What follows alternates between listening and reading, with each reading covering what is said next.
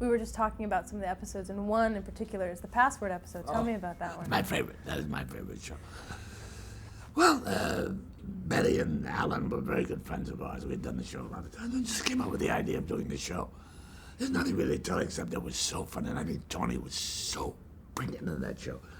I mean, he's brilliant. They don't realize that my part is easy. His part, to be a pain in the butt and still be likable. And he did it so well. Because he believed and he wanted to be on that show. And that restaurant, he was so ridiculous. But when we got on the air, when the mayonnaise, Lincoln. Well, it's a known fact that Lincoln liked mayonnaise. Everything happened so well, and then he ad-libbed the line as he was being taken off. Boy, what a chip. I just fell apart. I just love that episode. He's wonderful in that. And Alan Ludden was, of course, on that as well. well. Alan Ludden was a dear friend. I did Password 5 million times, and we became very friendly with Betty. And I wish we had done another one of those. Although the two in Monty Hall are very funny. Now, let's make a deal as a funny one. And do you have any others that are more memorable to you that you recall? No, Tony likes the one with the fat suit, because he likes costumes and funny hats. But no, that's my favorite. Yeah. Well, the show didn't receive great ratings. Never did. But I knew. I heard that audience every night, every week. Tony was worried about it. He said, why? I said, when we go into syndication, they're going to find us. I'm telling you. We got 3 of the best writers in the business. You and I, between us, have over 60 years experience acting. We work every day. And then at night, we work here till 11 o'clock, 4 nights a week. Now, with all that work and all that talent going in, it's got to be a good show. And all that laughter I'm hearing, it's got to be a good show here somewhere. I said, and that's what happened when we went in syndication. It took off in New York. It was on 3 times a day. And there was a time when not an hour went by that it wasn't on someplace in America. Jeez, it's amazing. It was an amazing thing. Well, that was part of your contract, was it not, to actually have a piece of that when it did go on? Yes, thank God for that. They thought, well, there's no worry that anything, go ahead. They didn't know. Now the show did the network just kind of, was it pushed all over the place? Is that why They jumped all over the joint. They didn't it was on Wednesday, then it was on Friday. Nobody cared. No publicity at all. Now, I read somewhere, actually, that Gary Marshall used to kind of mess with the people up at the network by sending them fake scenes that you guys...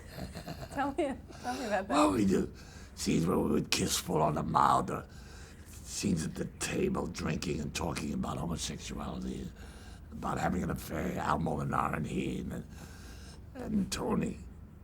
Then it would be scared. Is that in?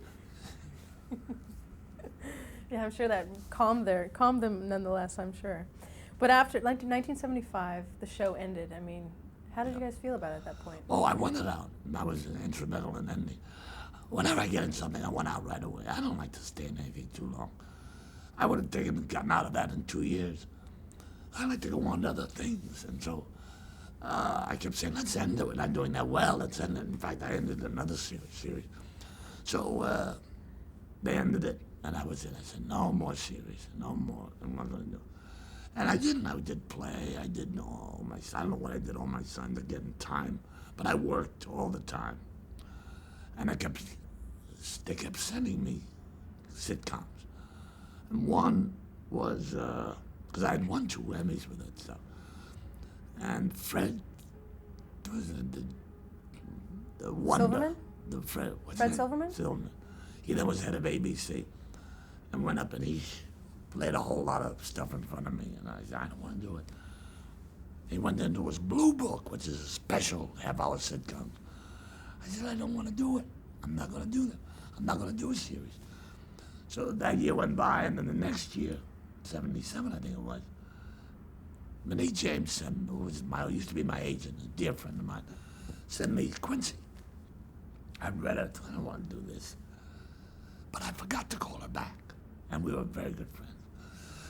So I was in the shower when the phone rang, and I came out and answered it. She said, what are you, some kind of big shot now? I said, what? I sent you a script 3 weeks ago. You don't call, you don't... I said, well, I'll tell you the truth, Monique. What happened was, I've been thinking about it. It's very interesting, you see, because it's 2 heroes in one. He's a cop, and he's a doctor, and so on. And I'm making up a whole story And I'm starting to sell myself to this thing. I swear. I said, well, but I'll call you tomorrow. And I thought of all those things. It's right, he's two heroes in one. And I could be a muckraker. I said, so I called the next day. I said, I want to have a meeting with Glenn Larson, who created it. It was terrible. Terrible that way. So we had a meeting, and yeah, sure, muckrake, yeah. Yeah, messages, all that stuff. So I said, okay, so I decided to do it. Fred Silverman said, Abby Gresser called my agent and said, he turns down my good stuff, and now he goes and plays an undertaker. He said, he's not an undertaker. He said, but he's dealing with death. It'll be a bomb. It won't last. Everybody predicted it wouldn't last 3 shows. By then we were only going to do 4 hour-and-a-half shows. Because it's an NBC mystery movie Yes, series, that's right. That was it. So after that, they said, would you do it as an hour show?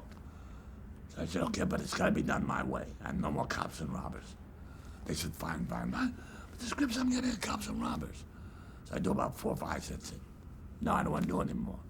So they start to sue me. I said, fellas, you want to do the cops?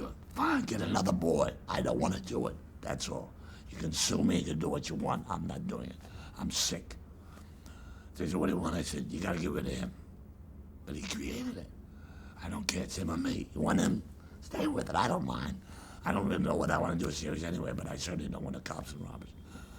So the ratings were pretty good on those hour shows. So they got rid of him, but they got rid of him gave him a pot full of money. This is Glenn Larson, you're Glenn saying? Larson, a lot of money and a lot of every royalties. So I went back and then started working, did my show. About a year later, I saw him at a party. He came over to say hello. I said, don't come and say hello to me. He said to me, stay well. You're making me rich. Oh. Well, it was touche. I laughed. It was very funny. And, who was brought in to replace him as a producer? Was there someone else there? Oh, I had a whole litany of people. One after the other. They were very difficult to find. And I got a terrible reputation. I guess most of it true. I loved writers, but I got rid of a lot of them because they were not good. The ones I got all went on to become multimillionaires, and were good writers. And they wrote, finally, 16 or 17 of the shows were done in-house by them, and they were wonderful shows. You're talking about the point where you were fed up with the scripts, and you kind of publicly made it known that you know. Yeah, I wanted to do shows that are important, and so that's what happened. We started to do shows like that, and the funny thing, I had a brother. One of my brothers had cancer, and he was living in Philadelphia. It was bone cancer, and I went to see him, and it was icy and snow, and I said, Pete, you can't stay here. Well, I said, you fall down in the snow, you break a bone, you're dead, for God's sake. Come out to California, live with me. What'll I do? We'll find something, come on. So I came out to California, got him a little apartment, and he came to work for me. So he was there about a week, and he said, listen, I got an idea for a Quincy show. I said, Pete, he was an insurance man, a paint salesman. Pete, take the $600 a week. Enjoy it with your wife. Come on, you don't know anything about the business. No, I want to participate. I said, Pete, you don't know anything about it. Look at this idea, he said. I showed him what was wrong with it. He said, all right, I'll do the research on it. Came back about 2 weeks later with this show, which turned out to be the show that had about orphan diseases. This guy who had never, ever been near show business in any form, we did 17 of his ideas. That was 17 of the best shows we ever did. It shows you can live your life being something you're not. He said, he put up a picture of 5 kids, handicapped kids, on horses, equestrian farm. He said, there's a show. It's being closed, this place. I said, why is this a show? Look at the faces, how happy they are. 5 handicapped kids so happy, and it's going to be taken away from them. There's a show there. So he went down and he did the research. That was the kind of shows we did. Appeared before congressional committees. And we had legislation passed that was introduced that we enforced to 2 shows on the orphan drug disease. The bill, and it was passed. I mean, that's what you call something worthwhile. When you get calls from people with this show on sudden infant death, showing how to prevent, how to be aware. A woman said, you saved my child's life with your show. Because we learned how to detect when she wasn't breathing. How do you respond to when some critics said it was a little high-handed in terms of Quincy's message. He always had something to say. How did you respond to I know that? what it means by high-handed. Firstly, everything that we ever said on that show was documented and re-documented and authenticated. And nobody on the other side ever had less than the best argument they could give me. They would give me the script and I would say, but this guy's not saying, this lawyer is not expressing his case. I want to beat him. If I can't beat him at his best, I don't want to do the show.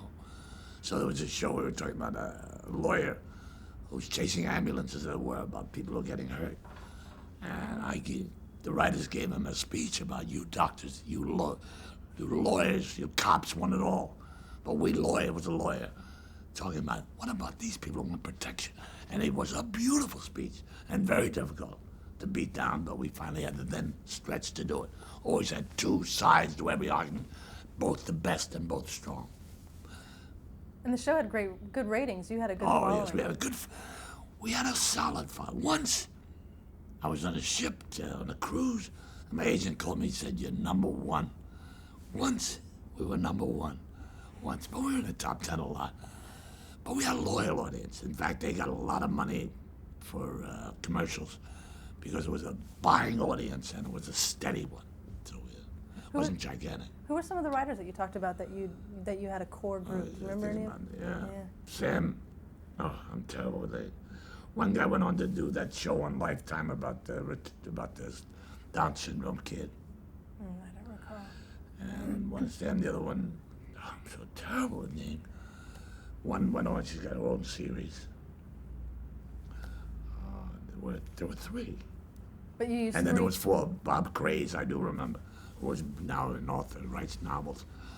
Wonderful, wonderful writers. So someone would pitch the idea, the topic, the concept, then they would write, and you would sit there and work with them on the actual. Not one word was ever done that didn't have my stamp of approval on it. And they wanted it that way, and I wanted it that way. And we steal ideas from 60 Minutes. I would read the papers. They would come in with ideas. I would hear something. And we did thing on not only child abuse, we did it on parent abuse. Nobody ever heard of parent abuse. But there was a place in Cleveland, and they're found all over the country. People abusing their parents, stealing their checks. One woman making her mother eat on all fours like an animal. I mean, it was terrible things going on.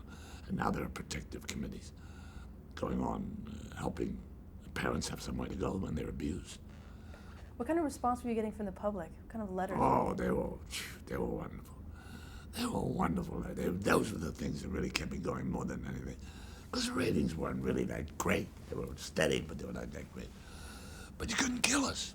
Fred Silverman tried to. When he came on, he wanted all new shows, so he kept putting us here, he put us there, he put us against Cassius Clay was his name at that time, fight. I tried it, but we always came back. They couldn't kill us. And I wrote a big interview article. Fred Silverman, no messiah to me. And I said what he was. I said, what the hell is he to come and tinker with our show? What's interesting about Quincy is you never know his first name. There is no first name. So there's always... Found out we got a lot more publicity that way, so isn't that right? And I even read where there's like a close-up of his card and you see the first initial R. I know, people say that, I don't even remember it. It's like this cold following. Everyone wants to know, what do you think his first name would be if he had a first name? Do you think he... No. Oh, Doctor. His first name is Doctor. Dr. Quincy. That's why he says it all the time. Fair enough. Doctor. Well, that show ended in 1983. You had a great run with that show. Yeah, almost 8 years. Yeah. So what did you want to do? This was a dramatic series. Now what did you want to do? You were done with television for a while? Or were you looking to do another Anything series? that was good. Anything that was worthwhile. I didn't work that much after that show. I did a couple of, I think, movies. I don't even remember. I did some stock. I did All My Sons with Seda. I did I'm Not Rappaport, which was the most fun I've ever had in my life acting. 1987, yeah. And that was with Ossie Davis that was on. Yeah, oh God. I'd worked with Ossie 40 years before, and now we're back again. I love working with him. You grew a beard. I mean, I remember reading a couple articles beard, about I you. did everything. And I was sick then. I was on a lot of cortisone.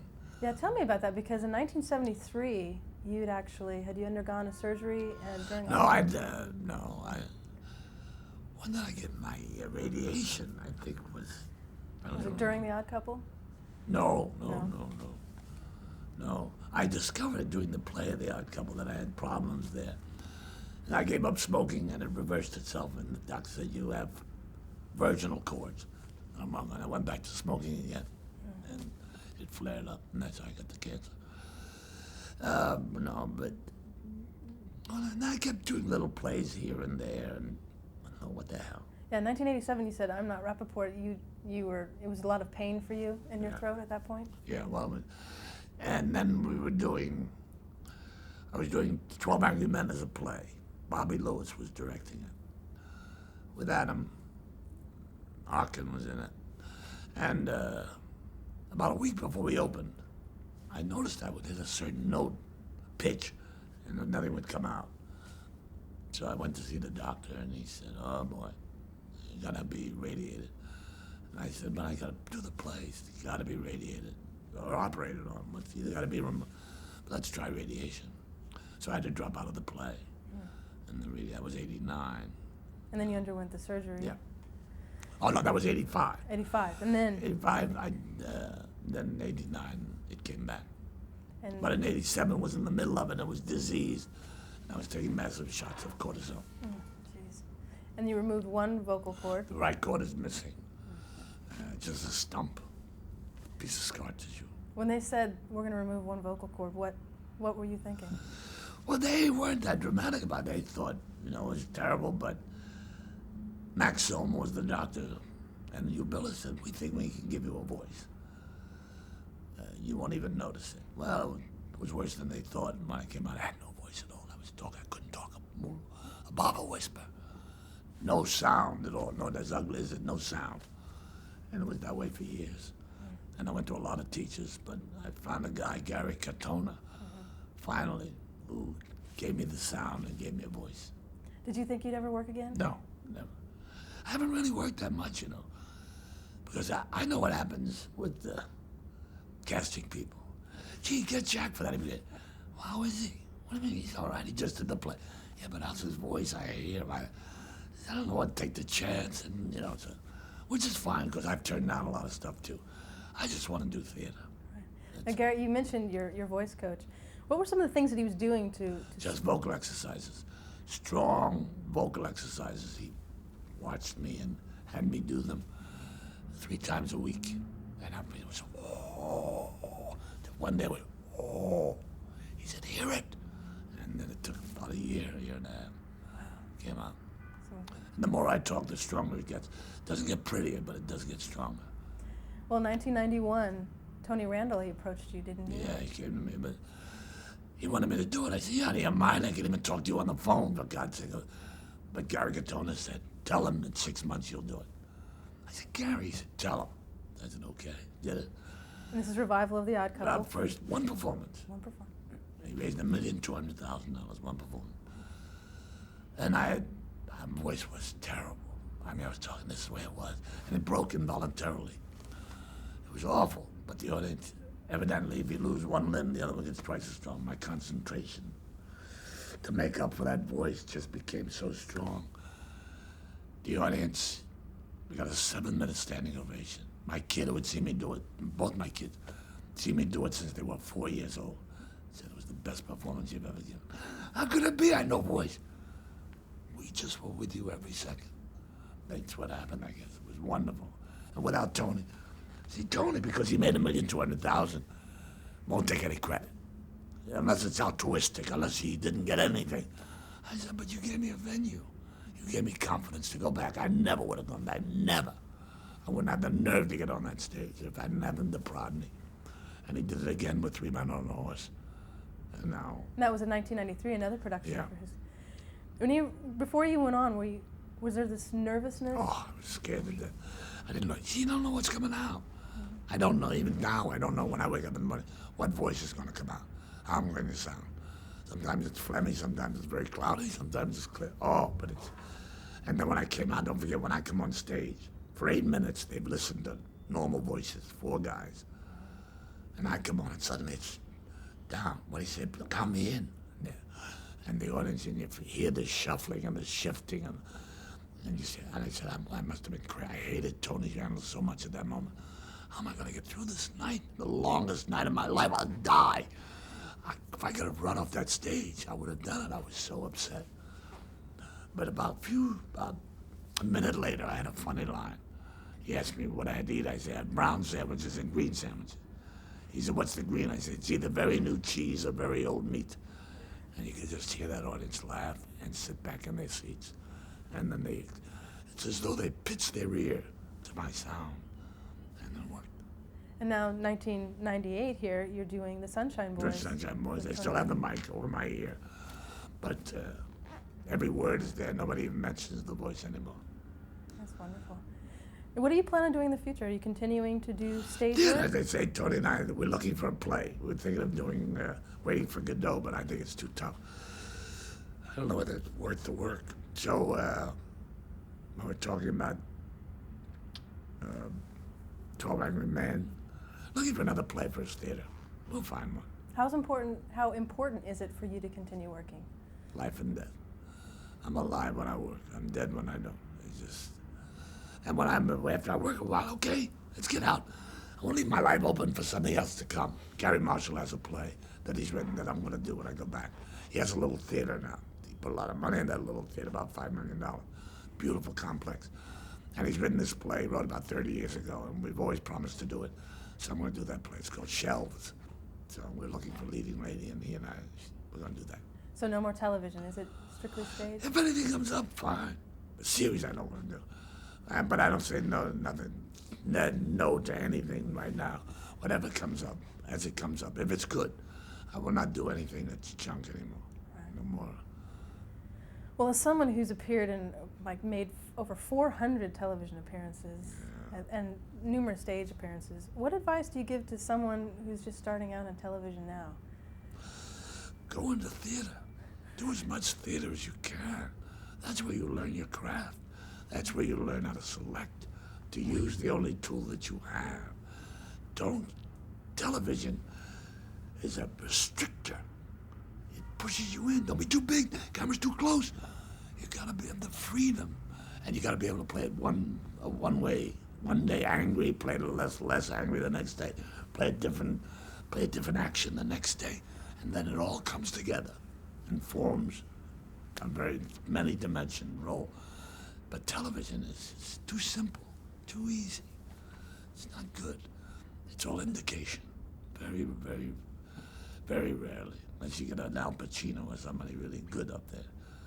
It's good stuff, but it's not really, you're not growing, Well, of all the things that you've done, what do you consider a true highlight in your career? The highlight in terms of success was Gypsy, was in Rod Serling's Velvet Eye. For satisfaction, I'm Not Rappaport. It was the joy to do every night, sick as I was. Just loved that play. Loved to roll his words around and work with Ossie Davis. What do you think represents television at its best? When television is a medium, or programming medium for that matter, is doing what it should be doing? Educating. Entertaining on a high level, introducing something new and on a higher level, something that has some value, not a repetition of blowing up. I mean, how many more things can we blow up? How many more people can we kill? We need good theater. There used to be theatrical shows on television, actual plays. We had these networks, these cable stations that could do that. Now everything costs a fortune. I mean, there's no chance now to do really the good stuff. And Showtime once in a while does it, and HBO once in a while does it. There needs more of that. And usually that's the worst ratings they get. And you being trained in television at its prime time, that era has been called the golden age of television.